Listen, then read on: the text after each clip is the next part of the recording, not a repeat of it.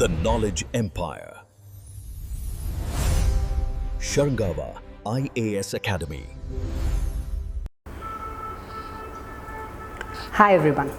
ఈరోజు let us discuss about plate tectonic theory. This theory was proposed by Mackenzie, Parker and Morgan. So they were very much curious to find out like what is the reason, like how the earth crust is formed, what are the forces responsible for the formation of earth crust and all. So they came up with this theory called plate tectonic theory. వాళ్ళ అనుసారంగా ఏమంటే crust ఇది వరకు మనం చెప్పుకున్న క్లాసెస్లో ఏస్థెనోస్పియర్ అన్న ఒక మాటని మనం చెప్పుకున్నాం. అప్పర్ మ్యాంటిల్ని మనం యూజువల్గా ఏస్థెనోస్పియర్ అంటాం. That is actually the source of hot magma which is coming out of earth crust. So వీళ్ళేం చెప్పారంటే లిథోస్పియర్ ప్లేట్ అన్న ఒక కాన్సెప్ట్కి వచ్చారనమాట. What do you mean by lithosphere plate అంటే క్రస్ట్ని అప్పర్ మ్యాంటిల్ని రెండింటిని కలిపితే వచ్చేదాన్ని లిథోస్పియర్ ప్లేట్ అన్నారు. ఓకే, సో ఈ లిథోస్పియర్ ప్లేట్ ఏం చేస్తుంది అంటే వాళ్ళు ఏం చెప్పారంటే ఈ లిథోస్పియర్ ప్లేట్ అయినా టెక్టానిక్ ప్లేట్ అయినా this is actually responsible for the formation of new structures on the earth crust అనేసి చెప్పారు. సార్ ఎలాగా అంటే వాళ్ళు చెప్పిన దాని ప్రకారము లిథోస్పియర్ ప్లేట్ కానీ టెక్టానిక్ ప్లేట్ కానీ కంప్లీట్గా కాంటినెంట్గా ఉండొచ్చు, లేకపోతే ఓషానిక్ ప్లేట్ అవ్వచ్చు. It can be a continental plate or it can be an oceanic plate. For example మనం కానీ చూసామంటే యురేషియన్ ప్లేట్ అని కానీ చూసామంటే it is completely and continental plate. అదే పెసిఫిక్ ప్లేట్ కానీ చూసామంటే it is completely and oceanic plate. So they were of the view that it is the lithosphere plate which is moving and it is not the continents which are moving. Since continents are part of the lithospheric plate, so it is the plate which is moving and the hot magma beneath that is responsible for the movement అనేసి చెప్పారు. So continents move అవ్వట్లేదు, lithosphere plate మాత్రమే move అవుతున్నాయి. అందువల్ల మనకు ఈ plate new structures form అవడం earth సర్ఫేస్లో మనం చూస్తున్నాము అన్న కాన్సెప్ట్ని వీళ్ళు మనకు ప్రపోజ్ చేశారు. సో వాళ్ళు దీంట్లో వచ్చేసి ఏమంటే కొన్ని మైనర్ ప్లేట్స్ ఉన్నాయి, కొన్ని మేజర్ ప్లేట్స్ ఉన్నాయి. మేజర్ ప్లేట్స్ కానీ తీసుకుంటే యురేషియన్ ప్లేట్ కానీ లైక్ నార్త్ అమెరికన్ ప్లేట్ కానీ సౌత్ అమెరికన్ ప్లేట్ కానీ ఇండో ఆస్ట్రేలియన్ ప్లేట్ కానీ ఆఫ్రికన్ ప్లేట్ కానీ ఇవన్నీ మనకు మేజర్ ప్లేట్స్ లాగా వస్తాయన్నమాట. అదే మైనర్ ప్లేట్స్ కానీ తీసుకున్నామంటే Nazca plate, Arabian plate, Cocos plate ఇలాంటివన్నీ మైనర్ ప్లేట్స్ కింద వాళ్ళు చెప్పుకుంటూ వచ్చారు. సో దే ఆల్వేస్ టెడ్ వాళ్ళు ఎప్పుడు చెప్తున్నది ఏమంటే కాంటినెంట్స్ మూవ్ అవ్వట్లేదు, కాంటినెంట్స్ వచ్చి లిథోస్పియర్ ప్లేట్ ఒక భాగము. So these continental plates I mean these lithosphere plate or tectonic plates are moving అనేసి అన్నారు.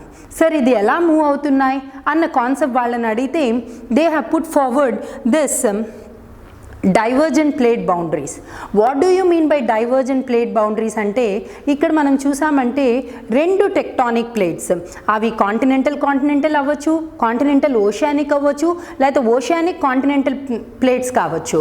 రెండు tectonic plates they are moving away from each other. Important point మనం డైవర్జెంట్ దగ్గర ఏం గుర్తుపెట్టుకోవాలంటే these plates are moving away from each other. ఎప్పుడైతే when they are moving away from each other మనకి ఇది వరకు మనం చదువుకున్నాము like hot magma is found in asthenosphere. That hot magma it comes out in the form of volcanic eruptions.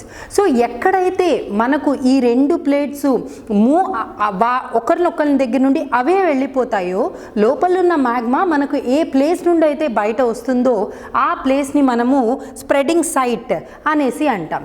ఈ best example వచ్చి మనకు mid oceanic ridges, అదే మనకు మిడ్ అట్లాంటిక్ రిడ్జెస్ మనం ఎక్కడైతే చూస్తామో they are actually the best example for this divergent plate boundaries.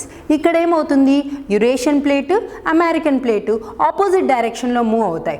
Opposite డైరెక్షన్లో move అవ్వడం వల్ల లోపల ఉన్న వాల్కనిక్ ఎరప్షన్స్ జరిగి అండర్ గ్రౌండ్లో అండర్ ఓషన్లోనే మనకు మౌంటైన్ రిడ్జెస్ ఫామ్ అయిపోతాయి. Series of mountain ridges form అవుతాయి దిస్ డైవర్జెంట్ ప్లేట్ బౌండరీస్ వల్ల.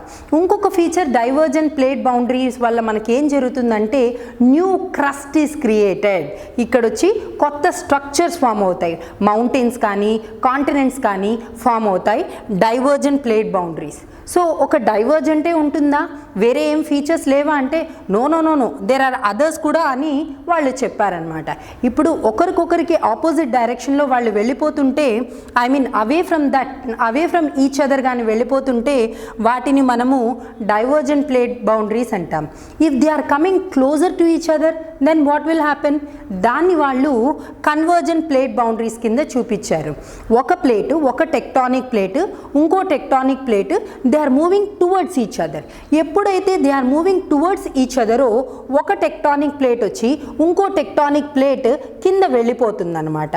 వెళ్ళిపోయినప్పుడు ఏ ప్లేస్లో అయితే ఒక టెక్టానిక్ ప్లేట్ ఇంకో టెక్టానిక్ ప్లేట్ కింద వెళ్ళిపోతుందో ఆ ప్లేస్ని మనము సబ్డక్షన్ జోన్ అనేసి అంటాం. ఓకే, ఈ subduction zone or this convergent plate boundaries వల్ల మనకి ఏం జరుగుతుందంటే ఆల్రెడీ ఉన్న క్రస్ట్ డిస్ట్రాయ్ అయిపోతుంది అనమాట. అంటే ఒక క్రస్ట్ కిందకి వెళ్ళిపోయిన తర్వాత టెక్టానిక్ ప్లేట్ ఏదైతే కిందకి వెళ్ళిపోతుందో ఒక టెక్టానిక్ ప్లేట్ పైకి వస్తుంది. కిందకి వెళ్ళిపోయిన tectonic plate immense temperature and pressure వల్ల మీకు మాల్టన్ మ్యాగ్మా రూపంలో ఫామ్ అవుతుంది. సో ఇక్కడ మనకు కన్వర్జెంట్ ప్లేట్ బౌండరీస్లో మనకు క్రస్ట్ వచ్చి డిస్ట్రాయ్ అయిపోతుంది అన్నమాట. నెక్స్ట్ వన్ వచ్చి transform plate boundaries. Transform plate boundaries అంటే ఏంటంటే ఇక్కడ no crust is created not destroyed. అంటే కొత్త స్ట్రక్చర్ క్రియేట్ అవ్వడం కానీ డిస్ట్రాయ్ అవ్వడం కానీ ఏం జరగదు. కానీ ఒక టెక్టానిక్ ప్లేట్ ఇంకో టెక్టానిక్ ప్లేట్ జస్ట్ అలా స్లైడ్ అయిపోతాయి, అన్నమాట. అలాంటి ఒక ప్లేట్ మూమెంట్ని మనం ట్రాన్స్ఫార్మ్ ప్లేట్ మూమెంట్ అంటాం. శాన్ ఆండ్రీస్ దగ్గర మనం ఈ ట్రాన్స్ఫార్మ్ ప్లేట్ మూమెంట్ అలా దానికి ఒక ఎగ్జాంపుల్ అక్కడ మనం ఈ ట్రాన్స్ఫార్మ్ ప్లేట్ బౌండరీస్ చూడొచ్చు అన్నమాట. ఇప్పుడు ఇంతవరకు మనం చదువుకున్నాం it is the lithosphere plate which is moving and it is not the continent. These are not the continent which are moving and it is absolutely the lithosphere plate which is moving అనేసి మనం ఈ plate tectonics ద్వారా convergent, divergent and transform plate boundaries ద్వారా మనము నేర్చుకున్నాం. So ఇప్పుడు అసలు what is the reason, what is the force అనమాట. అంటే ఈ ప్లేట్స్ మూవ్ అవ్వడానికి వాట్ ఈస్ ద ఫోర్స్ అంటే మనం చూసామంటే the first one is the radioactive decay. Radioactive decay అంటే ఏంటంటే ఎర్త్ క్రస్ట్ లోపల యురేనియం రిజర్వ్స్ ఉంటాయి, ప్లూటోనియం రిజర్వ్స్ ఉంటాయి, థోరియం ఉంటుంది. సో దీనివల్ల న్యూక్లియర్ రియాక్షన్స్ జరుగుతాయి. న్యూక్లియర్ రియాక్షన్స్ జరిగి heavy amount of energy release అవుతుందన్నమాట. ఆ ఎనర్జీ ఎక్కడో ఒక చోట బయటకు రావడానికి ట్రై చేస్తుంది.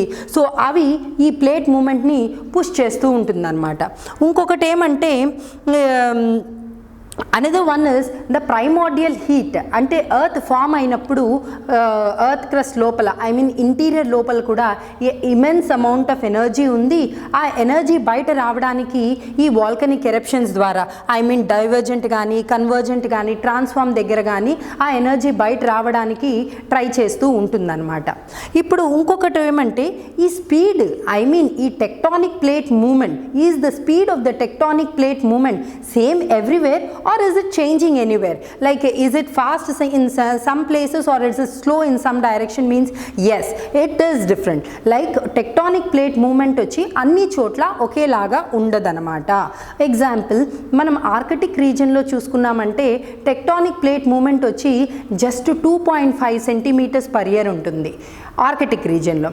అదే మనము పెసిఫిక్ రింగ్ ఆఫ్ ఫైర్ దగ్గర మనము ఈస్ట్ స్పెసిఫిక్ రిడ్జ్ దగ్గర చూసామంటే tectonic plate movement is 15 centimetres per year.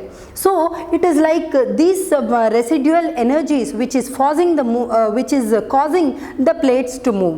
ఒక చోట ఏమవుతుంది, మనం ఇప్పుడు డైవర్జెంట్ దగ్గర చూసామంటే క్రస్ట్ వచ్చి ఒక చోట నుండి మ్యాగ్మా బయట వస్తుంది. కన్వర్జెంట్ దగ్గర ఏమవుతుంది, ఒక మ్యాగ్మా వచ్చి కిందకి వెళ్తుంది. కన్వర్జెంట్ దగ్గర సబ్డక్షన్ అబ్డక్షన్ జోన్ జరిగి మీకు ఆ క్రస్ట్ ఏదైతే ఉందో అది డిస్ట్రాయ్ అవుతుంది. డిస్ట్రాయ్ అయిన తర్వాత అది మ్యాగ్మా లాగా ఫామ్ అవుతుంది. అదే మ్యాగ్మా ఇంకొక చోట అది వాల్కనిక్ ఎరప్షన్స్ రూపంలో బయట వస్తుందన్నమాట. ఈ కంప్లీట్ ప్రాసెస్ని మనము కన్వెక్షన్ సైకిల్ అనేసి కూడా అంటామన్నమాట. Hope this one is useful to you, this plate tectonic theory which is proposed by Mackenzie, Parker and Morgan. Thank you.